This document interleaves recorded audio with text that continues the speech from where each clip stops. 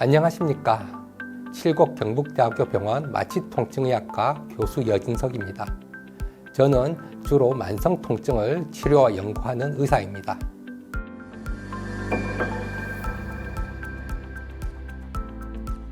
대상포진은 몸의 띠처럼 발진이 발생하는 질환을 이야기합니다.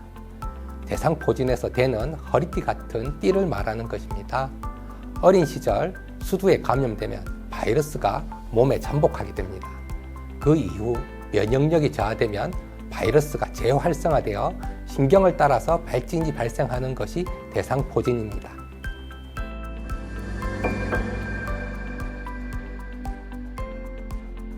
주된 증상은 발진, 수포, 통증입니다. 하지만 발진이나 수포가 나타나기 전 전구 증상으로 두통, 미열, 호한, 가려움 등이 발생합니다. 이후 발진과 수포가 나타나고 대상포진으로 진단됩니다. 수포가 나타나는 시기를 급성기라고 하는데 수포가 발생하고 쓰라린 통증, 불에 타는 통증, 전기가 오는 것 같은 통증이 발생합니다.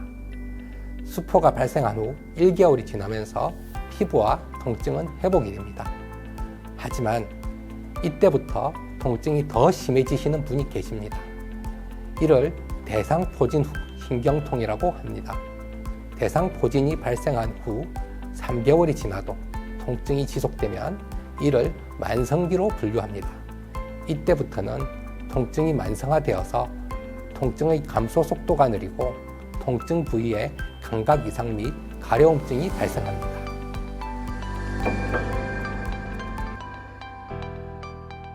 나이가 들수록 면역력이 감소하기 때문에 고령 환자에게 잘 발생합니다. 암 또는 질환으로 인한 면역 저하자, 그리고 가족 중에 대상포진 발생자가 있는 경우, 외상 및 수술 직후 정신적 스트레스를 받고 있는 경우, 당뇨, 천식, 심혈관 질환, 폐질환이 있는 분에게 잘 발생합니다. 대상포진의 발생은 약 50%에서 가슴 부위에서 발생합니다. 이는 가슴 부위가 가장 많은 신경절을 가지고 있기 때문인 것으로 보입니다. 다음으로는 얼굴 부위에 많이 발생합니다. 얼굴 부위는 눈이나 안면신경 같은 중요한 부위가 있기 때문에 이 부위에 발생하였을 때에는 각별히 주의를 요합니다. 이 외에도 팔과 다리에도 발생할 수 있습니다.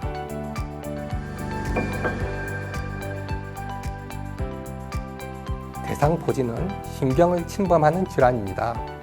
안면의 감각에 관여하는 신경에 침범하면 사진처럼 얼굴에 발생합니다. 얼굴에 발생한 대상포진은 통증도 오래 남고 피부 상처도 잘 치유되지 않습니다. 안구에 관여하는 신경을 침범하면 시력 및 안구 운동 이상이 나타납니다. 또한 귀에 침범하면 안면신경 마비가 발생할 수 있습니다.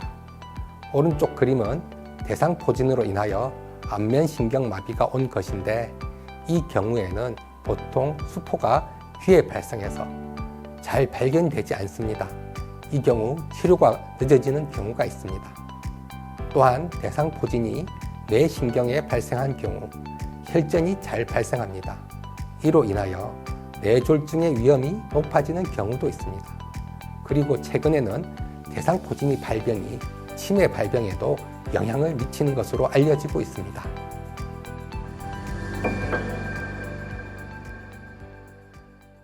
초기에는 피부 병변 치료와 합병증 예방을 위해서 항바이러스제 투여, 염증 감소를 위해서 스테로이드 치료, 그리고 적극적인 통증 치료를 시행합니다. 특히 초기에 통증이 심할수록 대상포진 신경통으로 진행될 가능성이 높아지기 때문에 적극적인 통증 조절이 중요합니다. 항바이러스제 투여는 발진 발생 3일 이내에 투여하는 것이 효과적입니다. 약제는 7일간 투여로 끝이고 더 장기간 투여한다고 해서 효과가 더 좋아지지는 않습니다. 항바이러스제는 바이러스 증식을 억제해서 대상포진이 진행되는 것을 막습니다.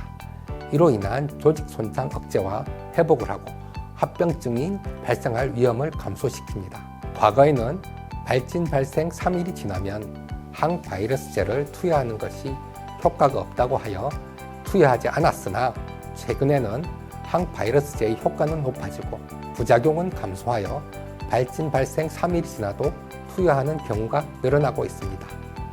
대상포진이 발생하면 입원을 하시러 오시는 분들이 계시는데 입원하시는 비율은 그리 높지 않고 나이가 많으신 분들 중에서 통증이 조절이 되지 않는 분들만 입원하고 있습니다. 통증이 심할수록 대상포진 후 신경통으로 이행될 확률이 높아지기 때문에 초기에 통증을 적극적으로 치료합니다. 통증을 치료할 때는 약물 치료를 우선하게 됩니다. 약물은 진통제, 항경련제, 항우울제를 사용하게 됩니다. 통증이 피부와 신경에서 발생하면 신경과 뇌에 기억이 됩니다. 우리가 공부를 하면 할수록 머릿속에 기억이 되는 것처럼 통증도 마찬가지로 기억이 됩니다. 이 통증이 기억이 되면 만성하게 되기 때문에 통증을 빠르게 줄여주는 것이 중요합니다. 이때 사용하는 약물의 투여로 인하여 어지러움증, 입마름, 부종 등을 호소하는 분이 계시기 때문에 약물의 양을 서서히 증가하게 됩니다. 약물 치료만으로 통증을 조절하기에는 부작용도 많이 발생하고 통증 조절도 부족할 수 있기 때문에 다양한 방법을 통해서 치료를 하고 있습니다. 국소마취제 연고 그리고 보톡스 등을 사용해서 피부에서 발생하는 통증을 억제하고 신경차단술, 고주파 신경성형술 등을 통해서 대상포진으로 손상받은 신경에서 발생하는 통증을 치료하는 방법을 사용하고 있습니다.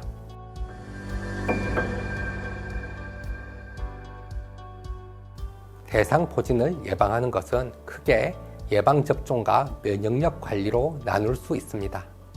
대상포진 백신이 개발되면서 대상포진의 예방에 대해서 관심이 높아졌습니다. 대상포진 백신은 생백신과 사백신으로 나눌 수 있습니다. 생백신은 바이러스를 약독화시킨 것으로 접종을 1회만 하는 간편함이 있습니다.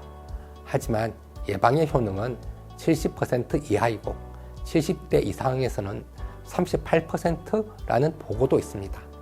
예방 기간은 5에서 8년 정도로 보고되고 있고 면역 저하자는 대상포진을 유발할 수 있기 때문에 접종을 할 수 없습니다. 사백신은 유전자 재조합으로 만든 것으로 바이러스의 당 단백질만을 면역 증강제와 혼합하여 투여하는 것입니다. 접종 횟수는 2회로 번거롭고 고가라는 단점이 있습니다. 하지만 예방률이 90% 이상이고 예방기간이 10년 이상으로 알려져 있습니다. 또한 바이러스가 아니기 때문에 면역 저하자도 접종 가능합니다. 예방접종의 대상은 대상포진의 위험이 증가하는 50세 이상에서 접종을 권유하고 있습니다. 50세 이전에 접종하는 것은 예방으로 인한 이득이 높지 않기 때문입니다. 하지만 중증 면역 저하자는 18세 이상이면 접종할 수 있습니다.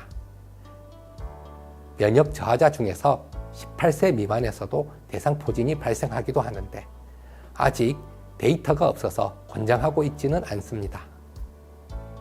생백신 같은 경우에는 5에서 8년이 지나면 예방 효과가 감소합니다.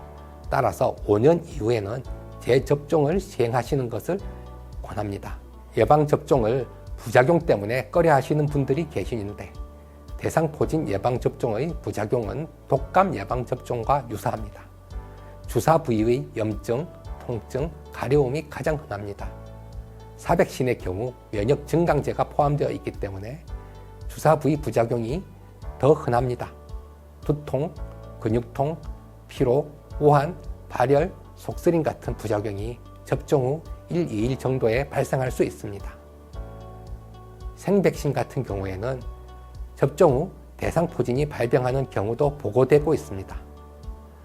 과거에는 대상포진을 겪고 나면 다시 겪지 않는다고 설명하였지만 최근 연구에 의하면 8년 이내에 10% 정도 재발합니다.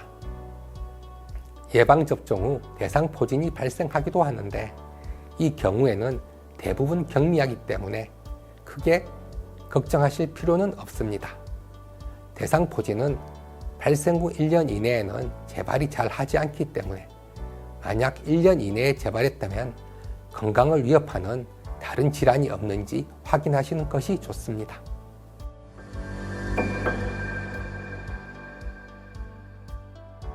모든 질병은 발생하지 않는 것이 좋고 예방에 가장 좋은 것은 백신 접종입니다. 백신 접종 이외에도 면역력 증가를 위해서 적절한 휴식과 영양 섭취가 중요합니다. 특히 고령자분들은 입맛이 없다고 밥과 김치만을 드시는 분들이 많으신데 단백질이 충분한 식사를 하시는 것이 좋습니다. 그리고 여름철에는 야외 활동을 줄이시고 무리하지 않으시는 것이 좋습니다. 비타민 D는 면역력 증강에 도움이 되기 때문에 골다공증 예방뿐만 아니라 대상포진 예방에도 도움이 됩니다. 비타민 B, 비타민 C 같은 경우는 대상포진이 발생한 경우 신경 손상을 막고 통증을 감소시키는 효과가 있기 때문에 복용하시는 것이 좋습니다.